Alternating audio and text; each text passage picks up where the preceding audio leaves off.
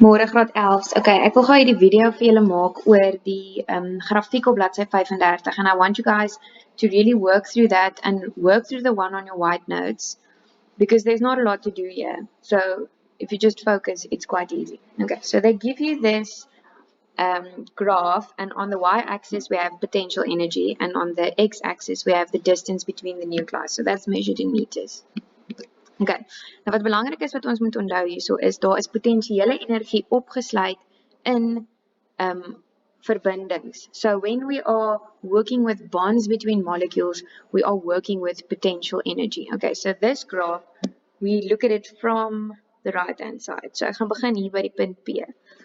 Hulle praat hierso van spesifiek H2. In other words, in this case, we have one of our hydrogen atoms and another one of our hydrogen atoms, but they are far apart, so they are not yet forming any bond. In other words, the potential energy is 0. Now, as we move along, when we come to the point N, they have still not formed a bond, so we have a hydrogen and a hydrogen, no bond between them yet. In other words, still a 0 potential energy. At the point M, they form their bond, so hierso het hulle nou 'n verbinding gevorm. Ek gaan nou terugkom na hom toe. En dan enige plek links van hierdie punt werk ons heeltyd met H2, met ander woorde met die diatomiese molekule H2. So there, from here, the bond has been formed. So we are working with a molecule there.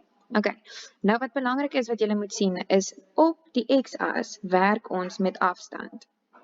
So if I'm looking at a hydrogen molecule, hydrogen, hydrogen, and it has a covalent bond between them, dan kan ek hierdie afstand, fisies hoe ver dit van mekaar af is, aflees op hierdie grafiek. So the value of OB will give me the bond length.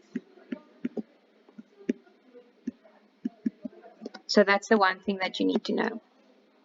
Die ander ding wat ek van die grafiek af kan aflees, is ons kort energie om hierdie band te breek. So if you want to break the hydrogen, the H2 up into the two separate atoms again, you will need to input energy in there. And to break that bond, you will need a certain amount of energy, and we call that the bond energy. Met ander woorde die bindingsenergie. En dit is die waarde van NB.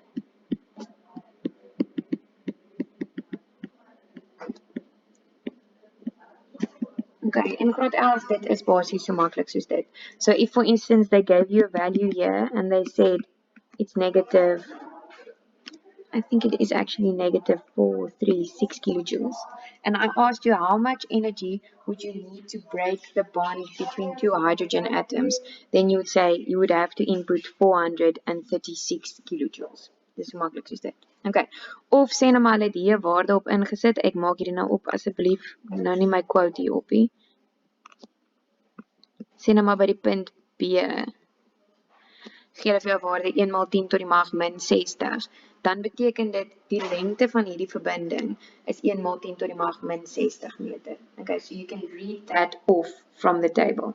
Die ander belangrike ding wat julle hier moet sien, is dat hierdie waarde is 'n negatiewe waarde, and your books also describe that has to be a negative value because it shows you that the negative value indicates that energy must be absorbed to break the bond. So dit is waar ons hierso energie in die binding insit om hom te breek, en dit is hoekom hy 'n negatiewe waarde het. Okay, so when we are looking at this from left to right, we are dissociating. Met ander woorde ontbinding, so ons is besig om bindings te breek, en dan van regs na links is ons besig met bindingvorming. Ontbinding bo en binding onder, so met ander woorde van links na regs vorm ons bindings, ek ook breek ons bindings, en van regs na links vorm ons bindings. So just go and look at that. Go and look at the one on your white notes as well. You don't need to know the values on the white notes. They have numbers there. Don't let that confuse you. Just make sure you understand what this part of the graph represents, what this part of the graph represents, and also note, but they tell you this, that this is the most stable form that the molecule can be in.